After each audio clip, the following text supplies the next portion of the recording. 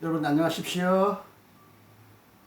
이신건 교수의 조지신학 강의 제22장 세상 안에 있는 교회의 임무에 관하여 여러분에게 말씀드리겠습니다. 세상 안에서 교회가 어떤 임무를 수행해야 하느냐 그런 얘기인데요. 교회는 세상에서 부름을 받은 거룩한 공동체입니다. 교회는 세상에서 부름을 받아 포집된 하나님의 백성이라고 할 수 있습니다. 신약 성서에서 교회의 명칭으로 사용된 에클레시아라는 말은 불러내다, 무엇으로부터 불러내다 이런 뜻인데, 그리스 사회에서 공동체 문제를 위해 지도자가 소집한 시민들의 공적인 모임을 뜻했습니다. 이 에클레시아를 신약 성서는 받아들여서 교회에 적용했는데, 이 에클레시아라고 하는 일반적인 세상적인 명칭에다가 하나님의 선택과 부르심이라는 신학적인 의미를 추가하고 부여하여 새로운 공동체 교회에게 이 이름을 적용했습니다. 이 단어는 원래 구약 성서에서 카할이라고 불리는 이 이름에서부터 기원한다고 할 수 있는데, 카할의 70인역에서 유래한 것입니다.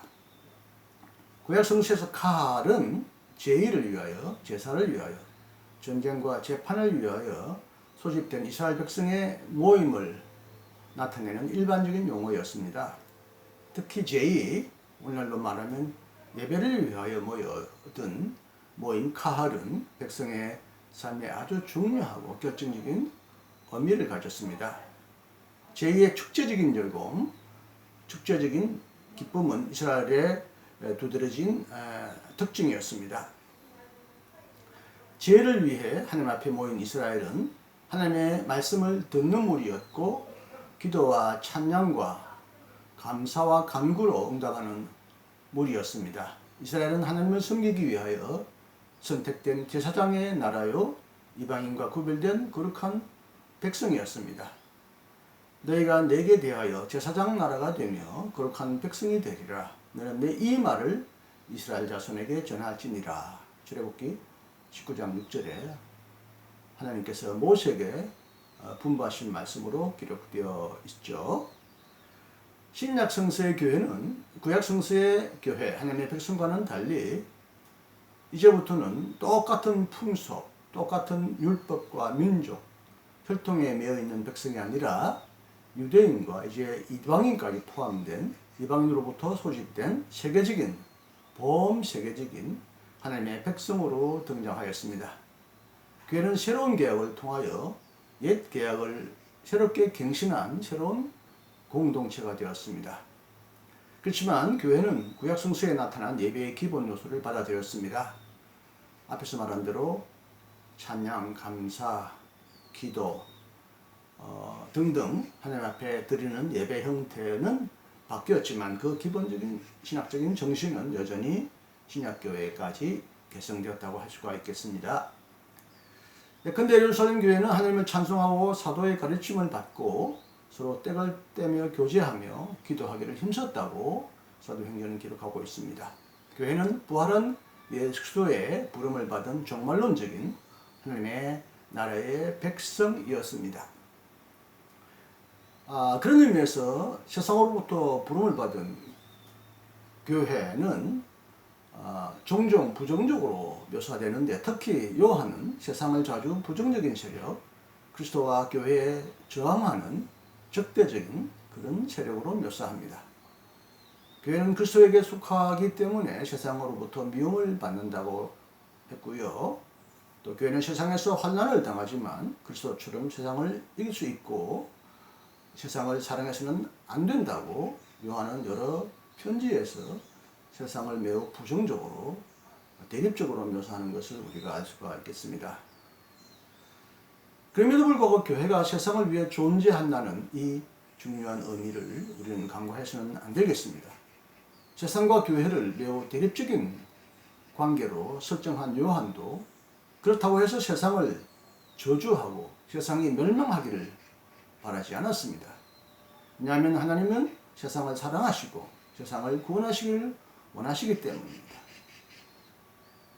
역시 요한은 말하기를 하나님이 이 세상을 이토록 사랑하사 독생자를 주시었으니라고 세상을 또한 사랑하셨다는 것입니다. 세상을 구원하기 위하여 세상을 사랑하시는 모습을 요한은 또한 우리에게 증거해주고 있습니다.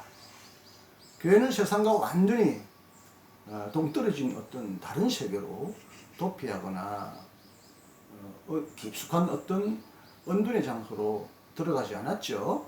교회의 순결과 구원을 위해 사막이나 언둔의 골짜기로 들어가서 자기들만의 순결하고 거룩한 공동체를 따로 만들지 않았습니다. 세상과 교회는 엄격하게 구분되어야 하지만 그렇다고 해서 세상과 교회가 분리되어서는 안 됩니다. 세상은 구원받아야 될 악하고 죄가 많은 세상이지만 여전히 이 세상을 구원하기 위하여 교회는 세상 안에 거하여야 하고 세상을 위해 존재해야 합니다. 만약 교회가 세속화를 거부한다는 명분으로 세상 안에 있다 보면 교회가 점점 세상의 물을 들게 되고 세속화된다 이렇게 비판하는 사람이 있는데, 세속화는 마땅히 경계해야 하지만 세속화를 거부한다는 이유로 또 교회가 세상을 등지고 스스로를 거룩한 공동체로 비유하면서 세상과 무관하게 산다면 이것은 또 하나의 다른 위험, 즉 성역화의 위험을 낳게 됩니다. 세속화든 성역화든 교회가 빠져서는 안 될 양극단이라고 말할 수 있겠습니다. 교회는 세상과 구분되어야 하지만 세상과 분리될 수는 없습니다. 비록 교회가 세상과 아주 첨예하게 대립하고 다투고 투쟁하더라도 이런 행동도 오직 세상을 위하려는 의도 속에서만 가능합니다. 왜냐하면 교회는 세상을 위해 존재하기 때문입니다. 세상을 위한 교회는 교회의 존재 의미요, 교회의 방향과 목적을 지시합니다. 세상과의 분리와 세상 안으로의 지향은 하나의 운동입니다. 세상으로부터 떠났다가 세상 안으로 들어가고 세상 안에 들어가기 위하여 또한 세상 바깥으로 나오고, 세상과의 분리와 세상과의 합일은 일체와 연대는 하나의 원처럼 서로 순환 관계를 이루어야 한다는 것입니다. 그리스도인이 된다는 것은 본질적으로 특별한 권리나 배타적인 권한을 누린다는 것을 의미하지 않습니다. 교회는 자신을 위해 존재하지 않습니다. 교회는 궁극적으로 그리고 그와 동시에 남을 위해 존재합니다. 그래서 신약성서에서 교회는 종종 세상의 소금이요, 세상의 빛이요, 산의 도시라고 말을 하고 있습니다. 그렇다면 교회가 세상을 위하여 감당해야 될 임무가 많이 있을 텐데, 여기서는 아주 중요한 본질적인 것만 여러분에게 말씀을 드리기로 하겠습니다. 먼저 교회는 세상을 위하여 기도해야 합니다. 자신을 위해서도 물론 당연히 기도해야 하지만 먼저 세상을 위해 기도해야 합니다. 왜냐하면 교회는 세상을 알고 세상과 연대적임을 알고 있으며 세상에 대하여 여러 가지 빚을, 선교와 봉사의 빚을 지고 있기 때문입니다. 교회는 세상을 위해 기도해야 합니다. 교회는 세상 사람들이 아무도 멸망치 않고 다 회개하기에 이르기를 기도해야 한다고 베드로후서 3장 19절에서 말하고 있습니다. 바울은 임금들과 높은 지위에 있는 사람들을 위하여 기도할 것을 권면했습니다. 왜냐하면 그들이 평화를 유지하고 믿음의 자유를 보장해야 하기 때문입니다. 디모데전서 2장 2절입니다. 세상 속에서 하나님의 질서가 위협받거나 인간의 권리와 생명의 침해를 당할 때, 그리고 가난하고 연약한 사람들이 고통 속에서 신음할 때 교회는 그들을 위하여 기도해야 합니다. 교회는 제사장의 나라라고 말합니다. 제사장은 백성들을 위하여 하나님 앞에 나아가서 백성들을 위해 하나님의 용서와 하나님의 구원을 대신 빌어주는 그런 중보적인 기능을 하지 않습니까? 교회도 세상을 향하여 세상을 위해 제사장적인 사명을 감당해야 합니다. 그러므로 교회는 자신의 아픔과 민족의 아픔만이 아니라 온 세계의 우주의 고통까지 끌어안고 하나님 앞에 나가서 이를 탄원하고 대변하고 호소해야 합니다. 두 번째, 복음 증언입니다. 교회는 예수님의 선교 명령 아래에 있습니다. 교회의 모든 임무는 교회의 증언 안에서 총괄적으로 포괄적으로 요약될 수 있습니다. 그러므로 교회의 존재는 이러한 증언 봉사와 함께 서고 넘어집니다. 선교를 위한 파송은 그리스도인의 존재와 생활의 뿌리입니다. 그러므로 교회는 항상 선교하는 교회일 수밖에 없으며, 그래서 선교하지 않는 교회는 엄밀한 의미에서 교회라고 할 수 없습니다. 예수님은 제자들에게 온 세계에 나가서 복음을 전하라는 사명을 위탁하시고 떠나셨습니다. 선교의 목적이 뭡니까? 모든 백성을 하나님의 백성으로 만드는 것이고 하나님의 통치 아래 두게 하는 것이지, 그런 의미에서 하나님에게 영광을 돌리고 하나님 나라를 이 땅에 실현하는 것이지, 그리고 그렇게 함으로써 모든 인간이 그리고 모든 만물이 구원에 동참하는 것이 선교의 목적이지, 특정한 종파나 교파나 특정한 어떤 집단의 권력을 확장하거나 앞서간 선진 문명을 후진 문명에 이식하는 것만, 확산하는 것만이 선교의 목적은 아닙니다. 그리고 선교는 말로만이 아니라 무엇보다도 행동으로, 행위로, 실천으로 이루어져야 합니다. 그리고 사회 비판과 사회 봉사도 교회의 중요한 사명이 아닐 수 없습니다. 교회는 봉사활동과 정치 개입을 통하여 기본적인 생활 수단을 박탈당한 자들과 스스로 권리를 획득할 수 없는 자들을 대변해야 합니다. 그래서 정치 개입이란 말은 교회가 정치단체가 되어야 된다는 말이 아니라, 교회는 이 세상의 정치에 대하여 무관심해서는 안 되고, 이 정치적인 현실에 대하여 비판하고 건전한 대안을 제시하면서 이 땅에서 이루어지는 모든 일에 대하여 교회는 관심을 갖고 개입해야 한다는 것입니다. 무엇보다도 교회는 인권을 위하여 옹호해야 합니다.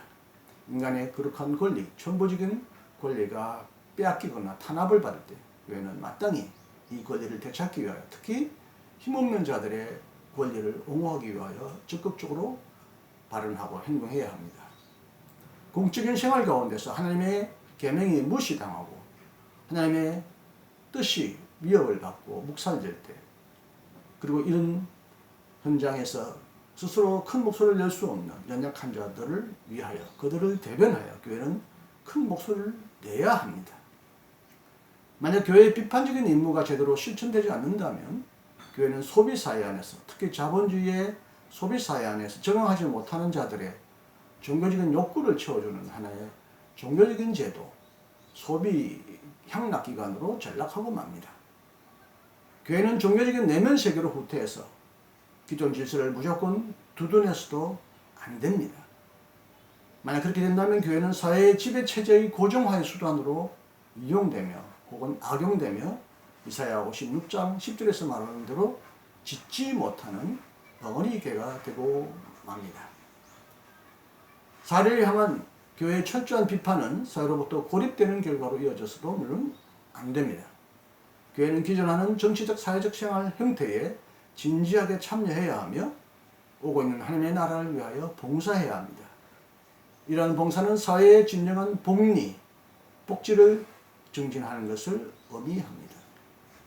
교회는 종교적 욕구 만족을 위해 존재하는 기구가 아니라 하나님 나라의 선치 형태인 정의와 평화와 사랑과 인권을 실현하는 기구가 되어야 합니다. 교회의 모든 행동은 봉사 행동입니다. 그리고 봉사의 진정한 의미는 고난에 처한 자들을 도와주는 것입니다. 그러므로 이 그들을 도와주기 위하여 교회는 작은 자들과 고난받는 자들과 연대해야 합니다. 감사합니다. 여러분, 오늘은 명절 추석 전날인데요. 오가는 길에 편안히 가시고 행복하고 평안한 추석을 보내시기를 간절히 기원합니다. 다음 시간에는 이제 드디어 제조의 신학의 마지막 부분인 종말론을 다루게 되겠습니다. 많이 기대해 주시고 그때까지 평안히 계시기 바랍니다. 감사합니다. 안녕히 계십시오.